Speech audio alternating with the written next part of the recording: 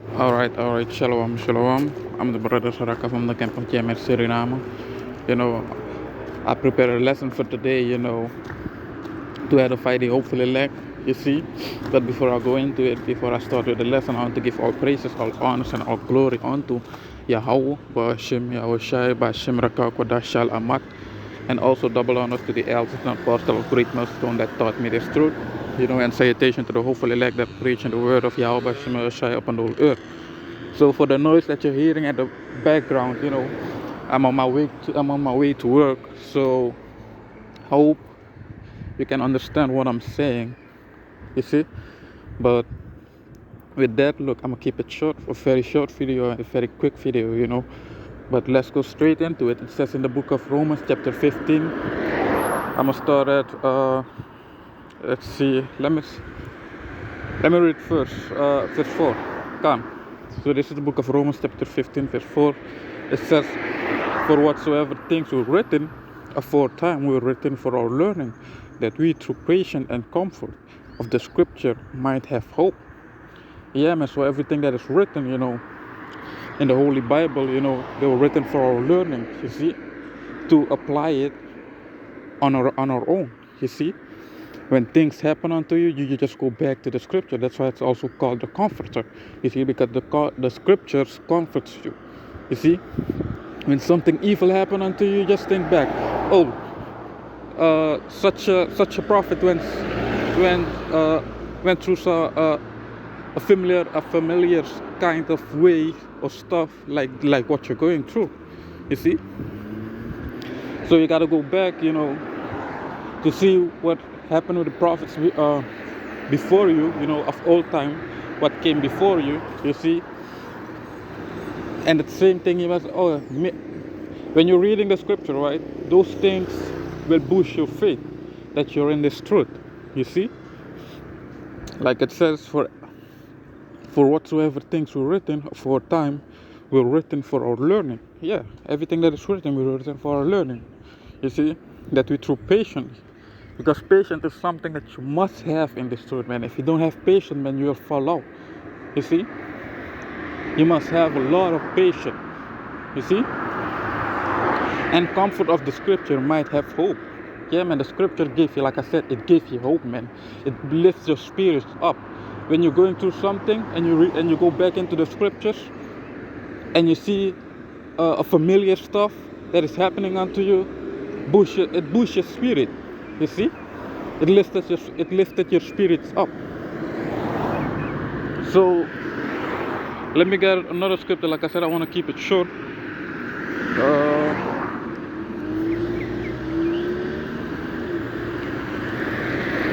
So this is the book of Second Ezra, chapter 7. I'm gonna start at 1.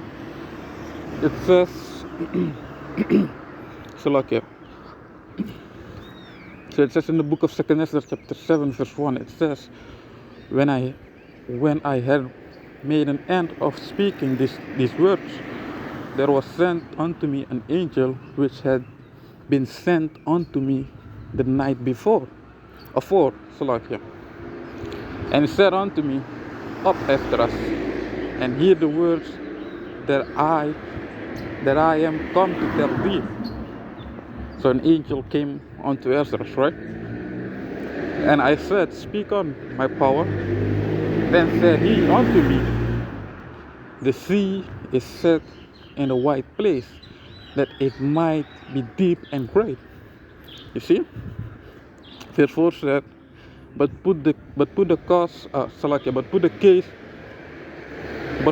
the entrance were narrow and like a river. Verse 5 says, who then could go into the sea to look upon it and to rule it? There's no one that can, man. No one that had ever measured how deep the sea is. You see? So it goes furthermore, if he went not through the narrow, how could he come on into the broad? Verse 6, there is also another thing. A city is built, and is set upon a broad field, and is full of all good things. You see, a city is built, and that city represents the kingdom, man. You see, it says furthermore, the entrance thereof is narrow, and is set in a dangerous place to fall. So to reach the kingdom, you must go through a lot of stuff. You must be overcome a lot of obstacles. That's why it's set in a dangerous place, because we're just a few. You see, not many people will follow this truth. So we're surrounded we're surrounded by wolves, like the scripture says, man. We're sheep surrounded by wolves. You see, a small flock of sheep, surrounded by many wolves. You see, a small light is surrounded by a lot of darkness. For example, man, you're in a room, you have a flashlight, man. You just light the flashlight, you know, and there's only one spot that you're holding on, but the whole room around you is still darkness. You see, only where that light is, there are the few people, man. You see? So like I said, man, we're just sheep around wolves, man. That's why it is a dangerous place, man. Because why? Some of us even can die because of this truth. You see? And it will happen. Some of us will die, man. But you gotta die in faith. You gotta have faith until the end, until the finish line, man. That's why the kingdom is set in a dangerous place. So it says, the entrance thereof is narrow, and is set in a dangerous place to fall. Right? Like as if there were a fire on the right hand, and on the left a deep water. Verse 8 says, and only one path between them both. So you can only receive the kingdom only to go through that path, that one path, man. You see? To only go through that one path. As it says, man. And one only path between them both, even between the fire and the water, so small that there could but one man go there at once. So only one person can go through that one path. You see, one person at a time. It says verse 9, if this city now were given unto men for an inheritance, if he never shall pass the danger set before it, how shall he receive this inheritance? So the kingdom is already prepared, right? You only got to go through these the small path, with it's dangerous, a dangerous path, which is a dangerous path. And if you really wants the kingdom of heaven, man, you have to go. You must be willing to go through the dangerous path.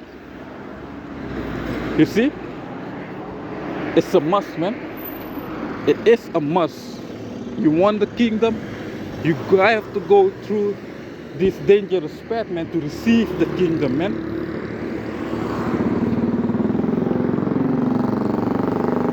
Like I love to say, man, you've got to work to receive something good.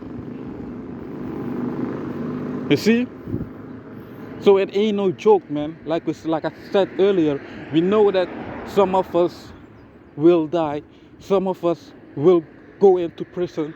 You see, that this is the dangerous path, man. People coming hard on us, trying to kill us and all that. You see? Calling us names, calling us devils and all that. These are the dangerous things, man. And I only called a few. There are many more. You see? Let's go. Let's see.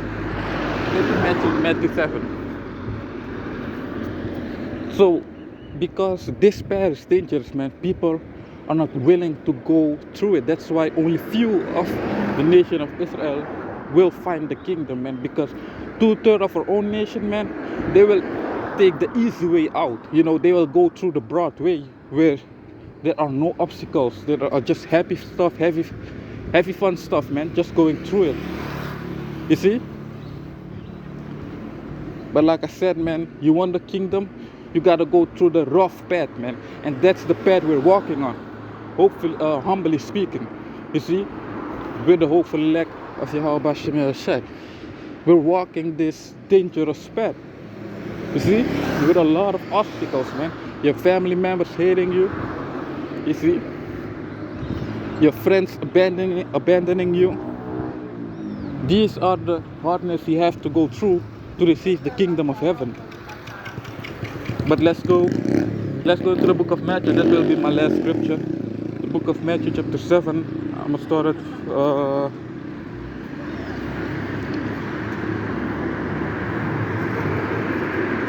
let's see. Bear with me for a minute.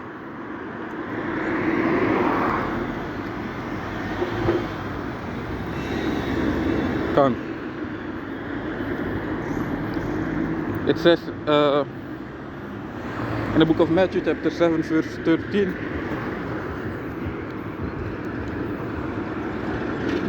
It says, enter ye in at the straight gate, for wide is the gate and broad is the way that leadeth to destruction. And that's the way, that's the gate that people, and the way also, you know, the broad way people are choosing. You know, like I said, they're choosing the easiest way out. So they literally have to go through the broad way, which leadeth to destruction. You see?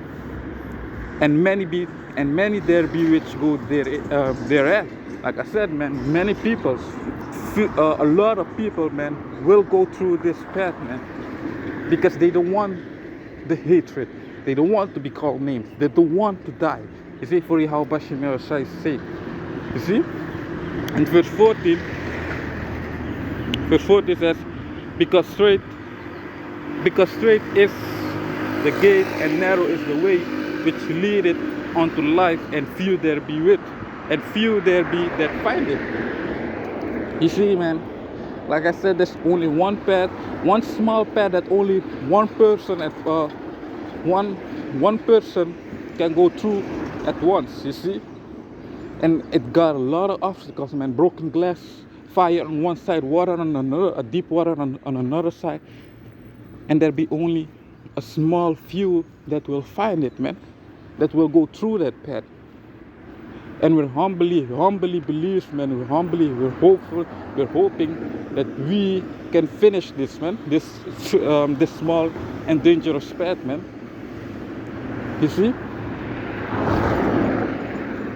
But look, I hope this lesson was an edifying lesson unto the hopeful elect, man. But with that, I'm gonna close it out. I'm almost at work. You see? I hope it was really edifying unto the hopeful elect. But with that, I'm gonna close it out by saying Shalom.